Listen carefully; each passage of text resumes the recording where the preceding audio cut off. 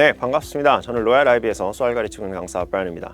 2024년 6월 여름 특강을 앞두고 오늘 영상을 통해서 몇 가지 변화한 사항들과 우리가 또 좋은 성적을 얻기 위해서 혹은 이전에 좀 아쉬웠던 부분들을 만회하기 위해서 어떤 부분들을 유념해야 하는지 짧게 한번 살펴보는 시간을 갖도록 하겠습니다. 오늘 총 지금 보이시는 것처럼 5가지 내용에 대해서 말씀을 드리려고 해요. 점수 인플레이션이 거의 끝났죠. 조금 더 정상화가 되긴 해야 되는데 어떤 트렌드의 변화가 있었는지, 두 번째로는 늘 나오는 이야기죠. 특히 저학년들의 경우에 한국 수학 어떻게 활용을 할 것인지, 그 다음에 우리가 성적이 떨어지는 포인트들이 명확하게 정리가 되어 있습니다. 그래서 그런 부분들 어디서 문제가 생길 수 있는지 한번 살펴보고, 마지막으로는 떨어지기만 하면 안 되겠죠. 당연히 성적이 올라야 되기 때문에 그렇게 성적이 주저앉을 수 있는 부분들을 우리가 어떻게 보완할 수 있는지에 대해서 얘기를 하고, 마지막으로 이제 IBMS 커리큘럼 타자 이런 얘기로 진행을 한번 해보도록 하겠습니다. 제일 먼저 말씀드리고 싶은 건 점수 인플레이션이 이제 정말로 끝났어요. 데이터를 한번 보면서 얘기를 해볼게요. 지금 2019년부터 작년도까지 발표된 자료들을 보시게 되면 과목별 평균 점수가 이렇게 쭉 올라갔다가 떨어지고 있죠. 2021년에 이제 코로나 때문에 점수를 이제 마구잡이식으로 좀 퍼주는 현상이 있었다 보니까 점수가 확 올라갔었죠. 그래서 큰 노력을 들이지 않아도 좀 좋은 점수를 받을 수 있는 기회가 있었다라고 하는 것인데, 총점을 보게 돼도 당연히 이제 30점대로 초반대로 완전히 주저앉은 모습을 볼 수 있습니다. 이게 주저앉았다라고 표현을 하고는 있지만 사실 정상화됐다라고 보시면 될 것 같아요. 어쨌거나 이게 이제 여러분들에게 시사하고 있는 바는 뭐냐면, 여러분들 한 2, 3년, 3, 4년 선배들이 했던 노력만큼을 해가지고 좋은 점수를 받을 수는 이제 없다라고 하는 겁니다. 그거를 분명히 인지하셔야 된다라고 하는 거고, 여러분들이 똑같이 6점, 7점을 받기 위해서는 그 이상의 노력을 드릴 필요가 있다라고 하는 거죠. 실제로 지금 까만색 가장 왼쪽에 보이는 커브가 2019년이고요. 코로나 이전이죠. 그리고 빨간색 그래프로 보이시는 게 이제 작년 2023년인데 2021년 아까 봤었을 때 그 가장 점수 많이 줬던 그때 커브가 오른쪽으로 많이 쏠려 있는 걸 볼 수 있습니다. 그런데 이제 분포 자체도 왼쪽으로 많이 내려왔고, 아마도 2014년, 2025년 거쳐가면서 조금 더 왼쪽으로 커브 자체는 내려갈 가능성이 높다라고 하는 겁니다. 여러분들 공부를 하실 때 이런 부분을 좀 염두를 하고 정말 열심히 하겠구나 이렇게 생각을 하실 필요가 있겠다라고 하는 거예요. 다음으로 이제 수학에 대해서 조금 더 디테일하게 살펴보면 두 가지를 볼 건데, 이제 가장 왼쪽 컬럼이 AA 하이어 레벨이거든요. 그래서 2021년도, 2년도, 3년도 이렇게 진행이 되고 있는데, 물론 하이어 레벨 굉장히 어렵다라고 얘기는 많이들 해요. 자, 그런데 이제 그거는 정말 카더라에 불과한 거고, 실질적인 어떤 점수 배포, 점수 분배를 봤을 때 제일 정상화가 됐다라고 하는 2023년을 봐도 대충 한 37% 정도의 학생은 6점 이상을 받습니다. 그러니까 보통 7점은 완전 만족스러운 점수인 거고 더 갈 데가 없으니까 6점이어도 좋겠다라는 사람이 상당히 많을 텐데, 6점까지를 생각하면 상위 37% 안에만 들어가주면 된다라고 하는 거예요. 그러니까 정말 극소수의 재능 있는 친구들만 7점을 받고 6점을 받을 수 있는 그런 성격의 시험은 전혀 아니니까 우리가 그냥 열심히 하실 필요가 있겠다라고 하는 거고, 물론 잘 공부를 하셔야겠죠. 그 다음 제가 두 번째로 이걸 보고 좀 드리고 싶은 말씀은 뭐냐면 AI에 대한 이야기예요. 그러니까 보통 이제 완전 2020년, 2019년 요때 이제 개정이 되는 그 해부터 말이 정말 많았어요. 문과는 AI를 해야 된다, 이과는 AA를 해야 된다, 이과도 전략적으로 AI를 고를 때도 있어야 된다, 이런 얘기들이 많았는데, 우선 결과가 증명을 하고 있죠. 지금 보시게 되면 AI 하이 레벨 같은 경우에는 7점자가 8.5%입니다. 그러니까 정말 어려워졌다, 어려운 상태다 이렇게 보시면 될 것 같고, 위에 거를 다 합친다고 해도 한 24% 정도밖에 안 돼요. 그러니까 37%에 비하면 좀 과장을 보태서 거의 절반밖에 안 되는 숫자가 6점 이상을 받는다라고 보시면 되는 거기 때문에 AI를 고른다라고 했을 때 이런 부분도 좀 염두를 하실 필요가 있더라라고 하는 겁니다. 좀 결과가 증명을 그렇게 하고 있는 거니까 우리가 받아들여야 되는 부분이겠죠. 자, 그러면 AA랑 AI 얘기 나온 김에 왜 이런 차이가 발생하느냐? 물론 이제 여러 가지 요인이 있을 수 있습니다. 준비를 하는 과정에서 학생들이 겪는 어려움이 있을 수도 있고, 커리큘럼 자체가 가지고 있는 문제점이라면 또 문제점이 있을 수 있겠고, 그런데 그걸 다 떠나서 이거는 국제학교 시스템이랑 좀 연결을 지어서 우리가 생각을 해봐야 된다는 거예요. 자, 어쨌거나 본인이 DP 과정을 선택을 한다라고 하는 건 국제고등학교에 다니고 있다, 국제학교에 다니고 있다 이렇게 보셔야 될 것 같은데, 그러면 일반적으로 우리가 GCSE나 MIP 또는 로컬에서 공부를 한다라고 했을 때 DP 과정 이전에 공부하는 수학에서 무엇을 다루느냐? 물론 여러 가지를 배우지만 굵직한 카테고리별로 묶어보자면 이렇게 함수 시리즈들을 쭉 배웁니다. 그 다음에 애드매스나 퍼더피어 매스 같은 것들을 하는 경우에는 이제 미적분까지 공부를 하게 되겠죠.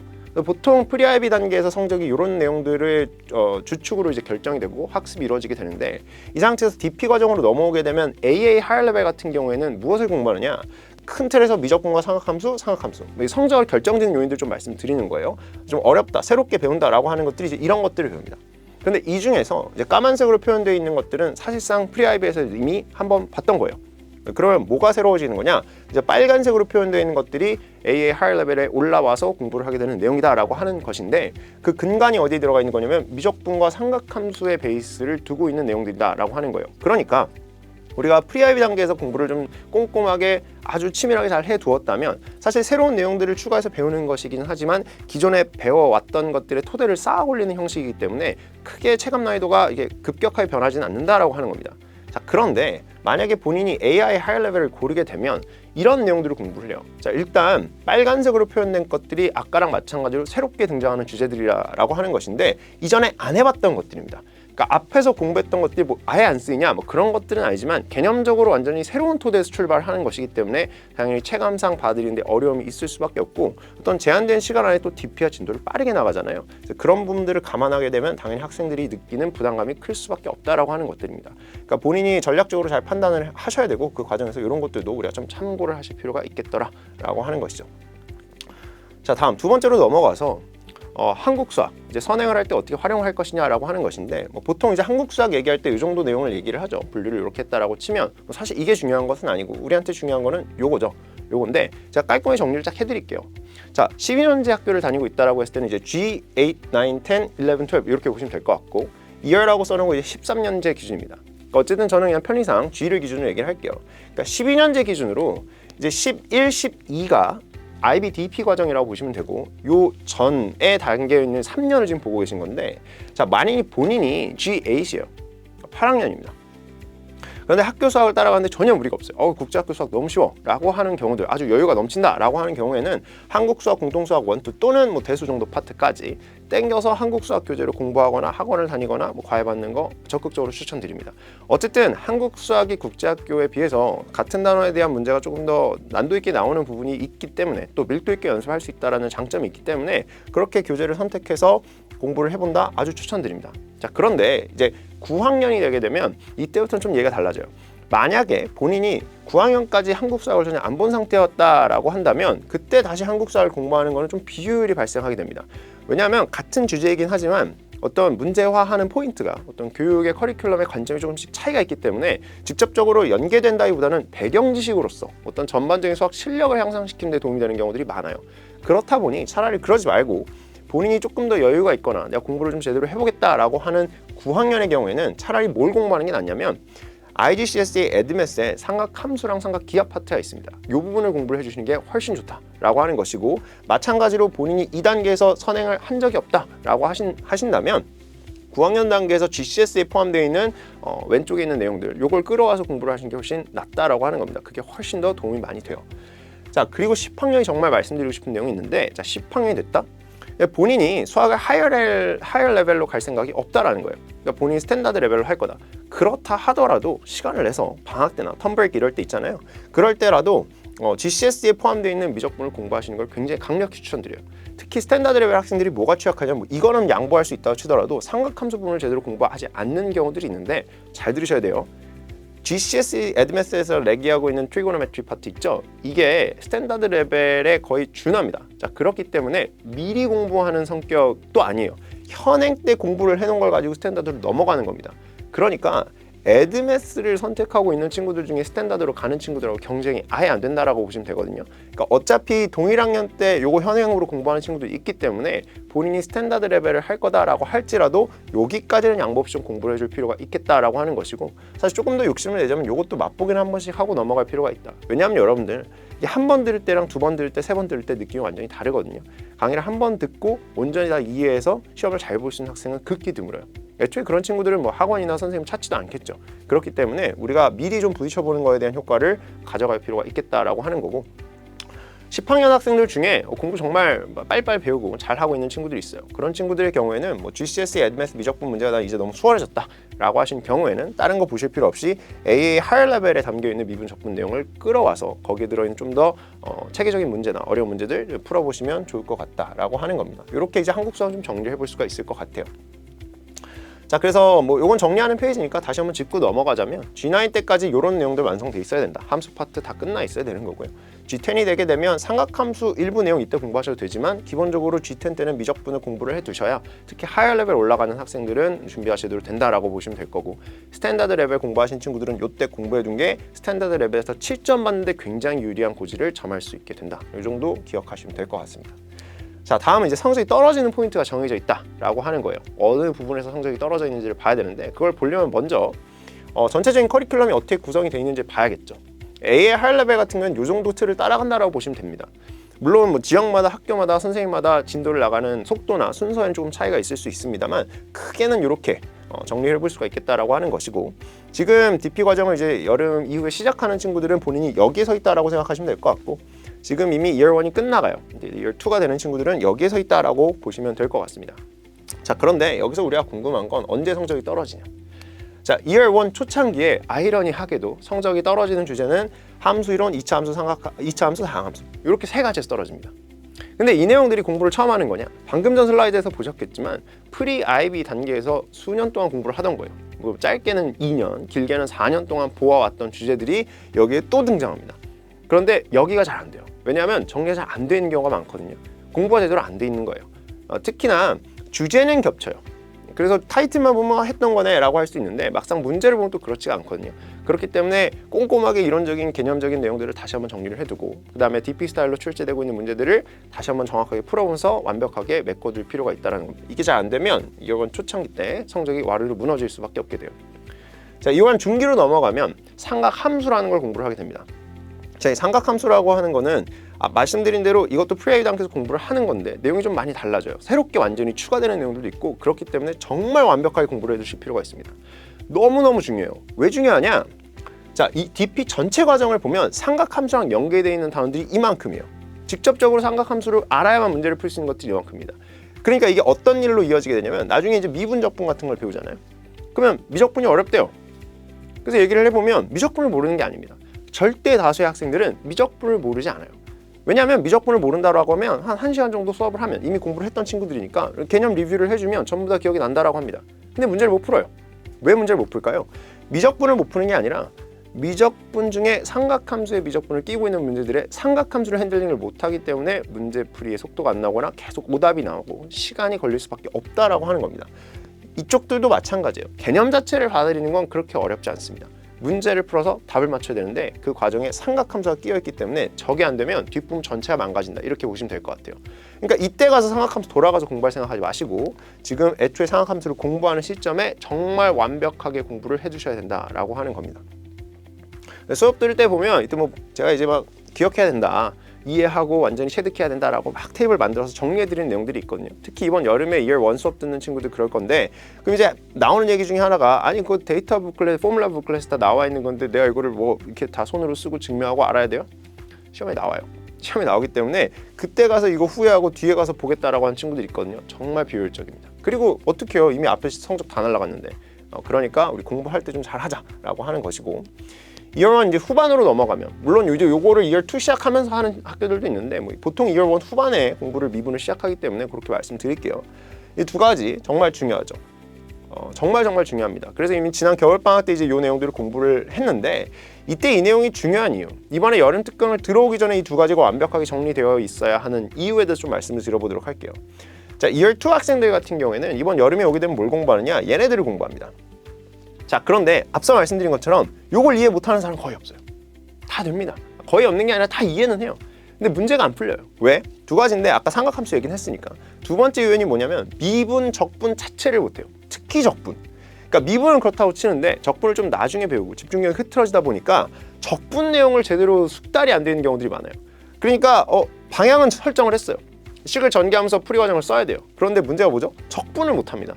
그래가지고 문제를 못 풀고 있는 거예요. 그렇기 때문에 이번 여름 특강에 들어오게 되는 Year 2 학생들 같은 경우에는 지난 겨울에 그토록 강조했던 연습 문제 쫙 1번부터 A, B, C, D, F, G, H, I, J, K 이렇게 해서 있었던 문제들 있잖아요. 뭔지 아실 거예요. 그 내용들 다시 한번 리뷰하고 들어오셔야 돼요. 그게 아니면 이제 여기서 굉장히 절 수밖에 없다라고 하는 겁니다.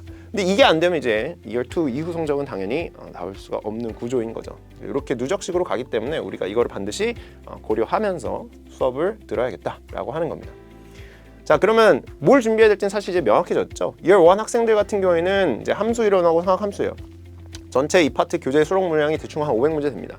매년 문제 세트를 바꾸거든요. 뭐 추가할 것도 있고 좀 뺄 것도 있고 해서 매년 문제 세트는 바꾸고 있는데, 자, 어쨌든 간에 한 500문제 정도 풀어야 된다라고 보시면 돼요.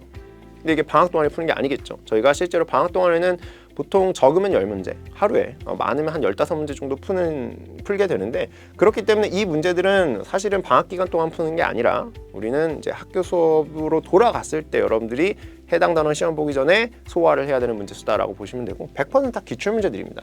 또는 일부 학교에서 실제 기출문제들 중에 제가 너무 좋다라고 한 문제들, 혹은 교과서 문제들 중에 이런 거 좀 좋을 것 같다 하는 거 변형해서 다 수록을 해놨기 때문에 여러분들이 여기 있는 문제 푸시되, 그 중에 가장 포커스가 돼야 되는 건 뭐예요? 함수 이론이랑 상학함수, 이 두 가지는 진짜 목숨을 걸고 공부를 해주셔야 본인이 DP 과정 전체를 좀 수월하게 갈 수 있다, 이렇게 보시면 될 것 같습니다.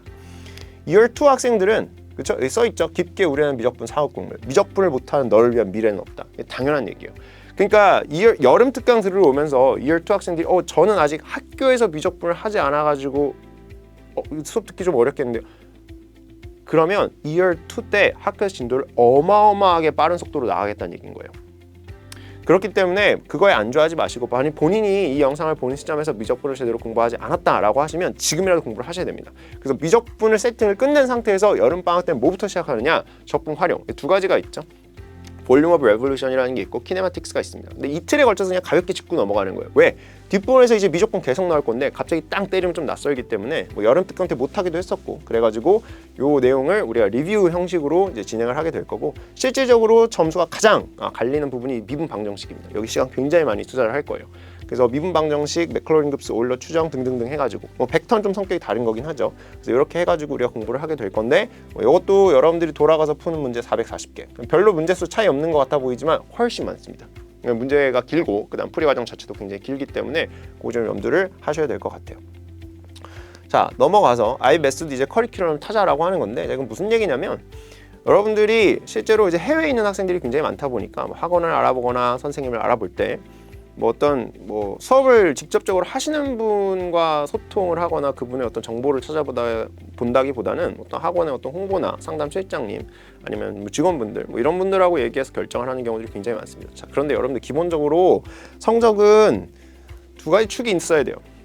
공부를 하겠다는 강한 의지를 가진 학생과 그 다음에 그 학생을 잘 리드해 줄 수 있는 강의와 교재와 선생님, 이것도 두 가지로 구성이 된다라고 보시면 되는데, 어쨌든 여러분들 공부는 당연히 열심히 하실 거잖아요. 그럼 결국엔 어떤 선생님에게 어떤 교재로 어떤 수업을 듣느냐, 이제 이게 결정이 되는 부분이잖아요. 그렇다 보니까 당연히 본인이 무려 한 달 가까운 시간을 들여가지고 본인의 다음 학기 혹은 나아가서 1년 전체, 남아있는 1년 전체를 준비해야 되는 상황이기 때문에 당연히 담당 강사의 수업 영상을 요구를 하셔야 됩니다. 학원 홈페이지에 올라가 보면 저희도 그렇고 다 올라가 있어요. 간혹 올라가 있지 않은 경우도 있는데 그런 경우에 요청을 하면 다 보내줄 겁니다. 그래서 그거를 비교를 해보고 그 다음에 본인이 결정을 하셔야 된다라고 하는 건데, 저는 이렇게 생각을 해요. 최고의 점수를 받기 위해서는 최고의 강의와 최고의 교재로 수업을 들어야 된다라고 하는 겁니다. 아마 업계에서 제가 가장 유튜브에다가 영상 많이 올려둔 IB 수학 강사일 거예요. 여러분들 길게 보는 거 싫어하기 때문에 쇼츠로 올려놨어요. 수업 내용들도 있긴 하지만 대부분 이제 웃고 떠드는 잔소리하고 이런 것들도 굉장히 많이 올라가 있습니다. 그래서 실제 수업 녹화 영상들이기 때문에 이런 분위기로 수업이 되는구나 라는 거 좀 감을 잡으셨으면 좋겠고, 물론 그런 것만 있는 거 아니에요. 해설 강의 영상이나 아니면 간단한 개념 강의 해설 영상 같은 것들도 올려두었기 때문에 궁금하신 분들은 이런 거 올라가서 보시면 될 것 같습니다.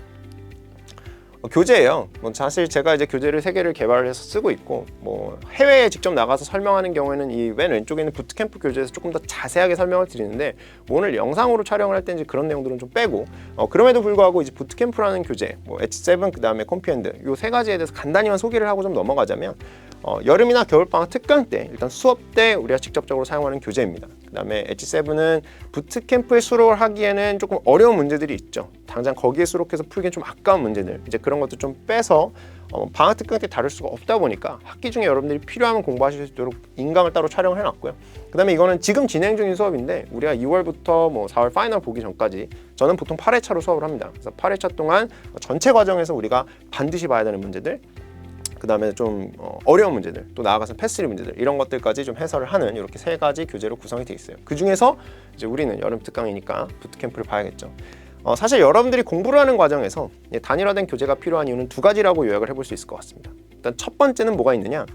첫 번째는 쪽교재 형식이 너무 많아요. 근데 문제는 물리적으로 그 쪽교재로 우리가 공부를 하게 되면 여러분들 머릿속에 정리되어 있는 개념들도 파편화될 수밖에 없습니다. 그래서 물리적으로 한 단원에 딱 한 권의 교재로 개념부터 문제까지 그리고 해설까지 딱 끝낼 수 있는 그 구도를 원했기 때문에 엄청 시간을 많이 들이고 공을 많이 들여서 제가 다 편집을 해가지고 이렇게 교재를 만들었어요. 두 번째 포인트는 뭐냐면 우리가 뭐 그래요. 공부를 어떻게 개념을 했다라고 치더라도 시험은 잘 보려면 패스 페이퍼를 풀어야 되잖아요. 근데 패스 페이퍼를 풀면 당연히 틀리겠죠. 그런 걸 찾아내기 위해서 우리가 문제를 푸는 거니까. 근데 틀리고 나서 마크 스킴이라고 하는 답지를 보게 되면 틀려서 봤는데 답지가 또 이해가 안 돼요. 이런 상황들이 굉장히 많습니다. 그거는 여러분들의 잘못이라기보다는 애초에 마크 스킴 자체가 배점이 어디에 걸리는지를 보여주고 있을 뿐이지 이걸 이해 못한 사람한테 이해시켜주기 위한 목적으로 만들어진 것은 아니기 때문에 그래요. 그렇다 보니 아까 보셨죠? 문학수 엄청 많은 거 한 1000문제 될 거 아니에요. 제 입장에서는 2월 1, 2 다 합치면 여름 것만 그 문제 모두에 대해서 제가 라인 바이 라인으로 워크 솔루션을 다 만들어놨습니다. 그래서 수업 때 이야기하는 내용들이 어떻게 그 문제에 활용이 되는지를 여러분들이 직접 느끼실 수 있도록 다 해설지를 작업을 해두었고 추가해놨습니다. 정말 학생들이 도움이 많이 된다라고 얘기를 하는데 뭐 이번에도 추가된 문제들 전부 다 동일한 양의 해설을 넣어서 준비를 해드렸어요. 그래서 애초에 이 교재가 여름이나 겨울방학 방학 특강 기간에 사용하고 끝나라고 만들어 놓은 교재가 아닙니다. 문항수 보셨죠? 저희가 실제로 특강 기간에 푸는 것보다 몇 배는 더 많은 문항들이 수록이 돼 있단 말이에요. 여러분들이 실제로 학교에 돌아가서까지 이 교재를 사용하면서 러닝메이트로 쭉 IBMS를 실전을 봐줄 수 있도록 만들기 위해서 제작한 교재이기 때문에 그렇게 생각을 하고 시험 대비까지 잘 활용하셨으면 하는 마음입니다. 물론 부트캠프 아까 엣지7에 있는 거 보셨잖아요. 부트캠프에 있는 것만 가지고 7점이 나올 수 있느냐? 그렇게 될 수 있어요. 근데 그렇게 되려면 정말 저 안에 수록되어 있는 그 모든 문제들 그 문제들의 단 한 문제도 빠짐없이 모르는 친구에게 완벽하게 해설할 수 있을 정도로 문제를 풀어냈다. 그럼 사실 뭐 엣지7까지 갈 필요도 없습니다. 부트캠프 하나만 가지고도 7점 받는 데는 전혀 무리가 없어요. 그런데 문제는 뭐냐면 현실적으로 대부분의 친구들이 어떻게 하죠? 그렇게까지 부트캠프 교재를 활용하지 않습니다. 그렇기 때문에 여기 6점일 수도 있다 뭐 이런 얘기를 드린 건데 어쨌든 여러분들이 정말 잘 정제된 형태의 수업과 교재를 가지고 공부를 하는 건 또 여러분들의 몫이잖아요. 그러니까 여러분들이 좀 결연한 각오로 공부에 임해주셨으면 하는 마음입니다. 제가 오늘 준비한 내용은 여기까지고요. 여러분들 이런저런 고민들이 참 많을 텐데 다시 한번 학년에 맞게 파이팅 넘치게 의지를 다 잡으시고 그다음 저희는 6월 여름 특강에서 다시 인사를 드릴 수 있도록 하겠습니다. 수고하셨습니다.